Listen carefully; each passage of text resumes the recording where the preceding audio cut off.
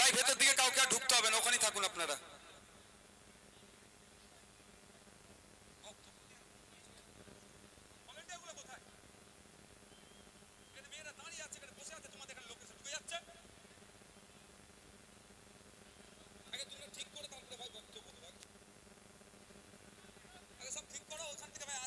এখানেই থাকো, ওইখানেই থাকো, এদিকে আসতে হবে না ভাই আমার।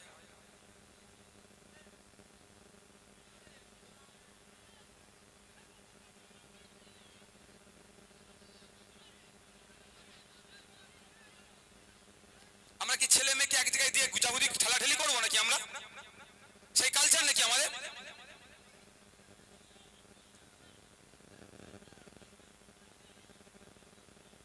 ওদিক থেকে সরে আসো তো, মেয়েগুলোর কাছে যারা আছে ছেলেরা সরে আসো তো এদিকে, নাহলে বাড়ি চলে যাও।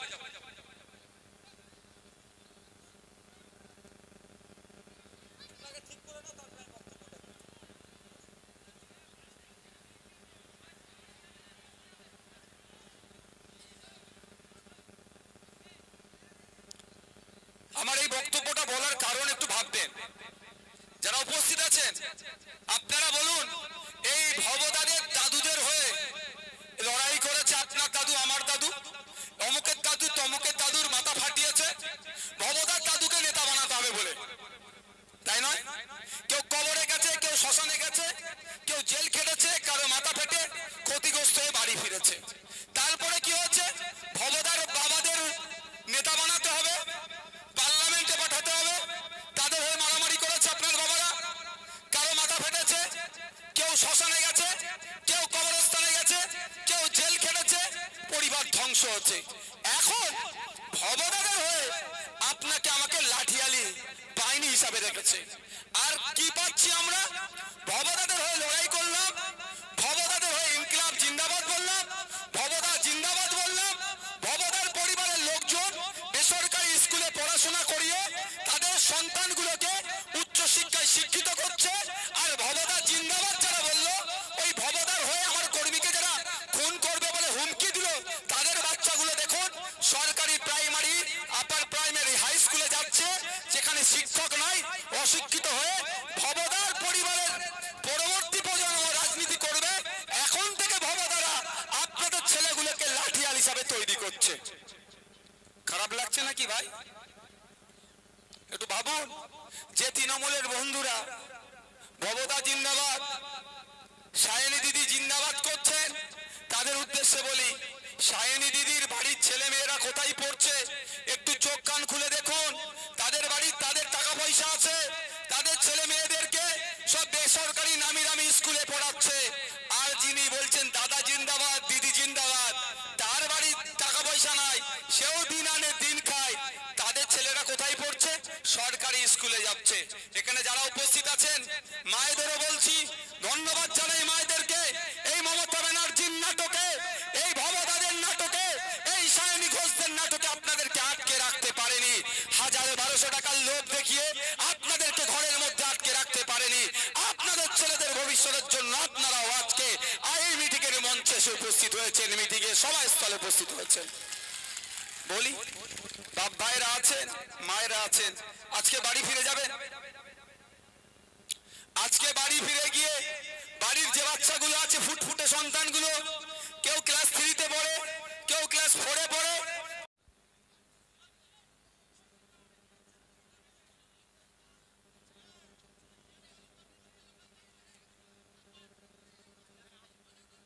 বুঝায় ওরা দিয়ে চলে না, বসে যাচ্ছি, আরে বসে যা।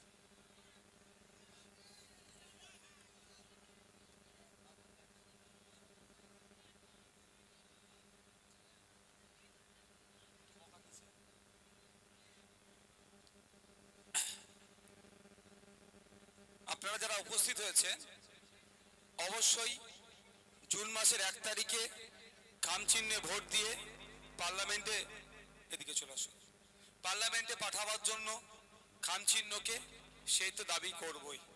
আমি আপনাদের বলি, ভাই কে কার খড় নিয়ে চলে যাচ্ছ? যার খড় তাকে জিজ্ঞাসা করেছো? তাহলে ঠিক আছে ভাই, কেনা খড়, নাহলে গরিব মানুষের ওই খড়টাকে নিয়ে আমরা, গরিব মানুষ খড় চুরি হয়ে যাচ্ছে বলেই তো খড় চুরির বিরুদ্ধে আমাদের লড়াই ভাই।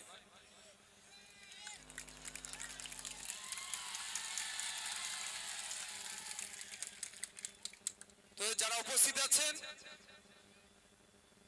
নির্বাচনী জনসভা হওয়ার কথা ছিল বেদবেড়িয়া ঘোলা স্টেশন রোডে, কিন্তু ওখানে আমাদের কর্মীদের ওপরে যিনি জায়গা দেওয়ার, যার জায়গাটা হওয়ার কথা ছিল, তাকে এই ধরনের নাকি হুমকি দিয়েছে, তাকে খুন করা হবে যদি জায়গা দেয়।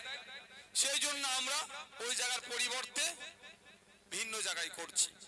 তবে একটা আমার কথা, এখানে যারা উপস্থিত আছেন, এখানে হেভি অংশ মায়েদের উপস্থিতি দেখতে পাচ্ছি আজকে। দুদিকে অসংখ্য পুরুষদের সাথে সাথে মহিলাদের উপস্থিতি। এটা একটা জিনিস প্রমাণ করে দিচ্ছে, এই ভবদাদের দলেরা 1200 টাকা 1000 টাকায় মায়েদেরকে কিনে রাখতে পারবে না।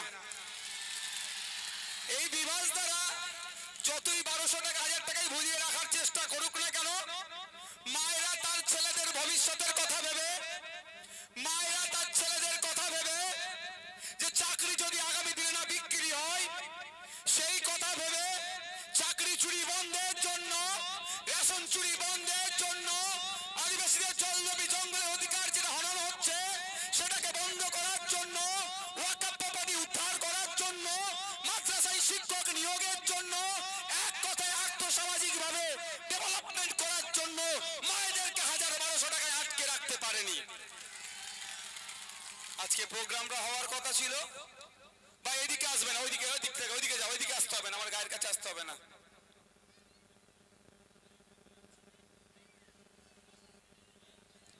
প্রোগ্রামটা হওয়ার কথা ছিল বেদবেড়িয়াতে, ওখানে গিয়ে হুমকি দিয়ে আমাদের প্রোগ্রামকে করতে দিল না।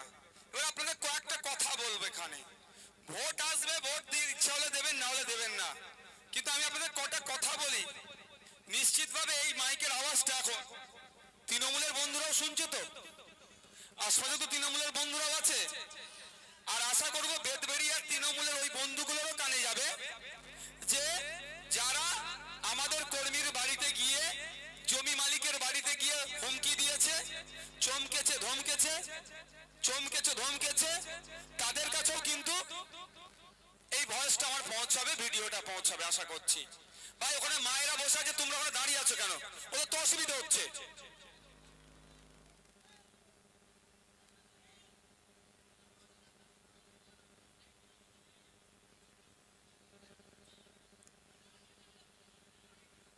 আপনারা যারা উপস্থিত হয়েছেন এখানে, আপনারা যদি হাত তুলবেন, কতজনের পরিবারের ছেলে মেয়েরা বেসরকারি স্কুলে পড়ে? একজন। যাদের বেসরকারিতে পড়ে তারা হাত তুলবেন। একজন, দুজন,